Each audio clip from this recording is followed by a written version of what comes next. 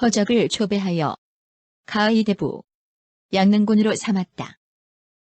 이주 참판 홍사봉을 정헌대부에 초배하고 도사 황진, 주부 허선, 학생 황성원, 허계, 모학 김득성, 김진성, 종익의 신서해, 주부 최산휘, 보인이두견 등 9사람을 모두 통정대부에 초자하였는데 특별 전교가 있어서였다. 초배라는 거는 그 절차를 뛰어넘어 특진하는 거예요. 초자도 역시 그 품계를 건너뛰어서 그 승진해 나가는 걸 말해요. 완해군은 벼슬이 6품 주부에 불과한데 정삼품 상해에 해당하는 통정대부가 내려졌거든요. 그러니까 통정대부고 실직은 6품 주부고 이렇게 했는데 그거는 이제 공신으로서 그만한 처우를 해줬다 이렇게 말할 수 있어요. 인조실록 6년 1628년 4월 8일에는 부호군 최선화가 상소하기를 신의 아비 최현이 중한죄에 빠졌는데 성상께서 곡진히 용서하시어 끝내 목숨을 보전하게 되었으니 신부자는 감up하여 분골세신 충성을 바칠 것만 생각하였습니다. 흉악한 무리들의 불측한 말이 마침 신의 귀에 들어올 수 있었던 것은 대개 신의 아비가 바야흐로 사느냐 죽느냐 하는 갈림길에 있으므로 신이 반드시 화를 좋아하는 마음을 품고 있을 것이라고 여겨서 흉계를 알린 것이니 몹시 통분스럽습니다. 고해온 흉악한 말의 허실을 처음에는 알지 못했으나 이미 내일 밤에 거사할 것이라고 하였으니 의심스러워 믿을 수 없는 일이라고 핑계대고 급급히 달려가 고하지 않아서는 절대로 안 될 일이었습니다. 그러므로 즉시 김수에게 말하고 그로 하여금 훈신과 제신들에 통보하여 여러 대신과 대장들에게 알리게 하였습니다. 그런데 시골에 사는 서생이 사체에 어두워 직접 조정에 나아가 구하지 않은 결과 흉도들을 놓쳐 정형을 가하지 못하게 되었으니 신의 죄가 더욱 큽니다.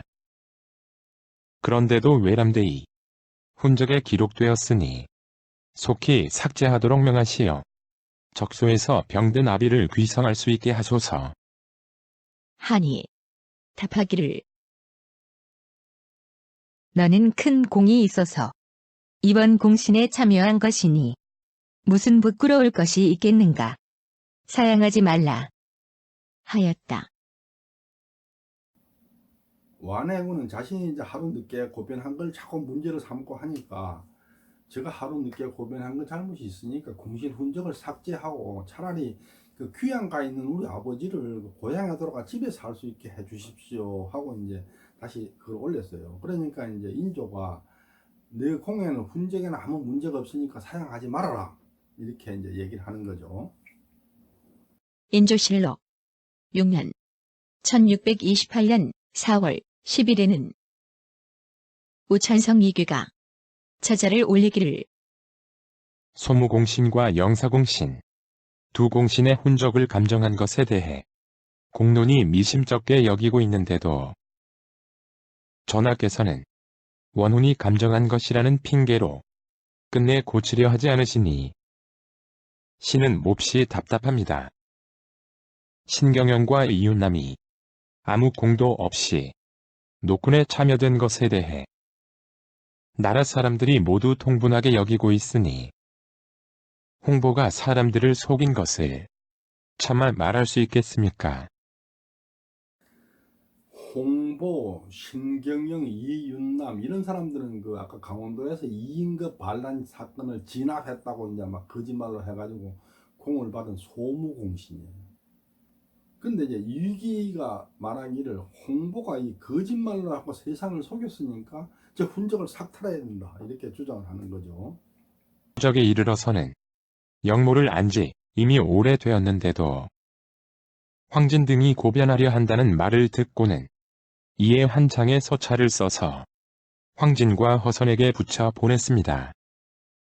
황진 등은 이미 김진성 등과 군사를 일으킬 날을 약속하고서 고변하려 하였으니 비록 허적의 서찰이 없더라도 고변하지 않았을 리가 만무합니다. 허적은 영사공신 1등인데 원래 고변하기로 약속하고 고변하러 나간 사람들한테 편지를 한 장 들려보낸 걸 가지고 1등 공신이 됐다는 게 말이 되느냐. 허적이 편지를 안 줬어도 그 심부름한 황진이 이 사람들은 어차피 고변을 했을 것이다. 그렇잖아요. 그러니까 허적은 그 고변하러 가는 황진 이 사람들한테다가 자기도 편지를 들려서 보낸 거예요. 그러면은 황진이가 1등 공신이라 해야지 왜 허적이 1등 공신이에요? 문제가 있는 거죠. 허적이 병을 핑계대고 즉시 자신이 고변하지 않고 단지 한 장의 서찰을 붙여 보냈으니 법으로 따진다면 영모를 알고서도 고변하지 않은 죄를 면하기 어렵습니다. 그러므로 신이 탑전에 나와서 고변한 최산의와 황진의 공적을 으뜸으로 삼고 김진성 등 5사람을 다음으로 삼으며 허적이 서찰을 붙여 보낸 공은 그 다음에 기록하여야 한다고 청하였던 것입니다. 결국은 직접 나와서 그 고변한 완해군이나 황진이 1등 공신을 삼아야 되는데 엉뚱한 사람이 1등 공신이 됐으면 잘못된 거죠. 잘못됐다 이렇게 주장을 할 수밖에 없는 거죠. 그런데 그 후에 고쳐 감정하는 날에는 도리어 허적의 공적을 으뜸으로 삼고 최산의를 3등의 끝에다 기록하였으며 또 홍서봉은 허적의 서찰을 본 공으로 2등의 위에다 놓았으며 황진의 아비 성훈을 제3등으로 삼았고 허선의 아비 개를 제4등으로 삼았습니다. 위기가 지금 완해군 편을 들어서 얘기를 하는데 위기는 아주 서인에서도 강경파거든요.